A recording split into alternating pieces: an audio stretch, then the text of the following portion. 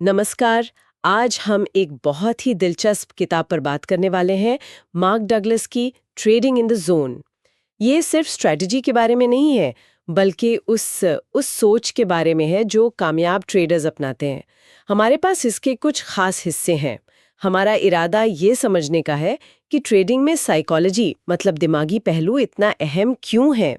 अक्सर हम सोचते हैं कि बस एनालिसिस काफ़ी है, पर डगलस कहते हैं नहीं, सोचना कैसे वो ज़्यादा ज़रूरी है। तो चलिए इसे थोड़ा खोलते हैं। डगलस का जो पहला पॉइंट है वो ये कि ट्रेडिंग असल में दिमाग का खेल ज़्यादा है। हाँ बिल्कुल। क्योंकि बाजार तो अपनी धुन में चलते हैं, कभी भी कुछ भी हो सकता है, अनिश्चित है। सही कहा। तो भविष्य का अंदाज़ा लगाने से बेहतर है कि हम अपनी सोच को बाजार की सच्चाई से मिलाएं। बिल्कुल। और इसमें जो दिलचस्प बात है वो ये कि कम समय में, शॉर्ट टर्म में, बाजार बिल्कुल अप्रत्याशित है। हर एक ट्रेड का नतीजा वो अपने आप में रैंडम जैसा है, भले ही आपके पास एक अच्छा सिस्टम हो जिसे हम स्टैटिस्टिकल एज कहते हैं। अच्छा। हाँ, बाजार के नजरिए से कुछ सही या गलत होता ही नहीं है, बस नतीजा होता है। इसलिए जरूरी है कि फोकस अंदाजा लगाने से हटाकर संभावनाओं पर और हाँ, रिस्क मैनेजमेंट पर लाएं। और यहीं पर डगलस वो 5 बुनियादी सच्चाइयों की बात करते हैं, 5 फंडामेंटल ट्रूथ्स, जो हर ट्रेडर को मतलब दिल में उतार लेनी चाहिए। हाँ, वो 5 सच बहुत जरूरी है। पहला, कुछ भी हो सकता है। बिल्कुल। दूसरा, पैसा बनाने के लिए ये जानना जरूरी नहीं कि आगे क्या होने वाला है। ये थोड़ा काउंटर इंट्यूटिव लगता है पर सच है। तीसरा, किसी भी ट्रेडिंग सिस्टम में जीत और हार का जो पैटर्न है वो रैंडम होता है, बेतरतीब। हाँ, एक क्रम में नहीं होता। अपना दूसरे से थोड़ी ज्यादा है बस। ज्यादा संभावना है, गारंटी नहीं। बिल्कुल। और पांचवा, बाजार का हर पल हर लम्हा अपने आप में अनोखा है। यूनिक है। सही कहा। ये जो 5 बातें हैं ना, ये असल में हमें अनिश्चितता को स्वीकार करना सिखाती हैं हाँ और भावनाओं में बहकर फैसले लेने से रोकती हैं। हाँ। और ये सीधा जुड़ा है हमारे बिलीफ सिस्टम से, मतलब हमारे अंदरूनी विश्वास। विश्वास कैसे? देखिए, हमारे जो पुराने अनुभव होते हैं उनसे हमारे मन में कुछ पक्के विश्वास बन जाते हैं। जैसे शायद मैं हमेशा गलत टाइम पर एंट्री लेता हूँ, हाँ या बड़ा लॉस तो होना ही है। हाँ। ये विश्वास अनजाने में हमारे फैसले कंट्रोल करते हैं। अच्छा। और अक्सर जो नुकसान का दुख होता है वो पैसे जाने से ज्यादा हमारे ईगो, हमारे डर या हमारी जिद कि मैं सही साबित हूं, उससे आता है। तो इन लिमिटिंग बिलीव्स को पहचानना और बदलना जरूरी है।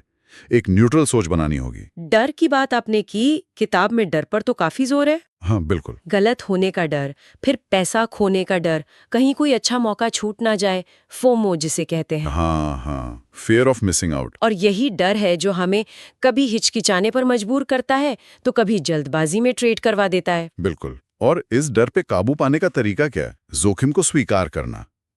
ये मान लेना कि हाँ, इस ट्रेड में नुकसान हो सकता है, और अगर हो भी गया तो उसे पर्सनली ना लेना। मतलब उस एक ट्रेड के नतीजे से खुद को अलग रखना, अपनी एज पर, अपनी प्रोसेस पे भरोसा रखना। लेकिन ये सुनने में तो ठीक लगता है, पर क्या ट्रेडर्स सच में ऐसा कर पाते हैं? मतलब भावनाओं को पूरी तरह कंट्रोल करना, ये जोन में रहना, ये कितना प्रैक्टिकल है? ये बहुत अच्छा सवाल है। देखिए, भावनाओं को पूरी तरह मिटाना शायद नामुमकिन है, ना जरूरी। मुद्दा ये नहीं कि भावनाएं महसूस ना हो, मुद्दा ये है कि आप उनके असर में आकर एक्ट ना करें। अच्छा। मतलब महसूस करें पर रिएक्ट ना करें। हाँ, कुछ वैसा ही। यहीं पर मेंटल डिसिप्लिन यानी मानसिक अनुशासन काम आता है। इसका मतलब है अपनी प्लानिंग पर टिके रहना, चाहे डर लगे या लालच आए। हर ट्रेड को बस एक बड़े खेल का हिस्सा समझना, ये नहीं कि यही आखिरी फैसला है हार या जीत का। जैसे आपने कहा था, रैंडम वितरण। बिल्कुल। जैसे मान लीजिए आप सिक्का 100 बार उछालते हैं तो करीब 50 बार हेड्स आएगा, 50 बार टेल्स, पर अगली 2-4 बार क्या आएगा कौन कह सकता है। हाँ, वो तो रैंडम ही होगा। ट्रेडिंग भी कुछ वैसी ही है। लॉन्ग टर्म में एज काम करता है, पर शॉर्ट टर्म में कुछ भी हो सकता है। वाह। तो इसका मतलब ये हुआ कि दुनिया का बेस्ट एनालिसिस भी शायद बेकार हो जाए अगर ट्रेडर का दिमाग ठीक नहीं है। ये तो बहुत बड़ी बात कह दी आपने। हाँ, डगलस के हिसाब से तो यही है। किताब में शायद कुछ प्रैक्टिकल टिप्स भी होंगी इसके लिए। हाँ बिल्कुल। डगलस कुछ चीजें सुझाते हैं, जैसे ट्रेडिंग जर्नल बनाना। उसमें सिर्फ ट्रेड्स नहीं, अपनी भावनाएं, अपने फैसले, वो सब लिखना। अच्छा, डायरी की तरह। हाँ। फिर ट्रेड करने से पहले एक प्री ट्रेड रूटीन बनाना, ताकि दिमाग शांत और फोकस्ड रहे। और जाहिर है, रिस्क मैनेजमेंट की पक्की स्ट्रैटेजी तो होनी चाहिए, स्टॉप लॉस वगैरह। अगर हम इस पूरी चर्चा को समेटें तो निचोड़ क्या है? What's the bottom line? निचोड़ ये है कि ट्रेडिंग में असली कामयाबी बाजार को मास्टर करने में उतनी नहीं है जितनी खुद को मास्टर करने में है।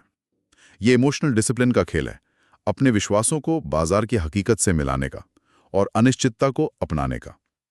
ये चीजें किसी भी फैंसी चार्ट पैटर्न या इंडिकेटर से कहीं ज्यादा जरूरी हैं लंबे समय में टिके रहने के लिए। बहुत खूब। चलिए, जाते जाते श्रोताओं के लिए एक सवाल छोड़ते हैं।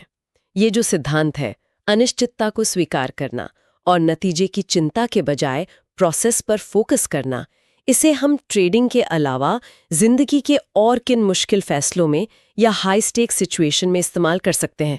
सोचने वाली बात है ना?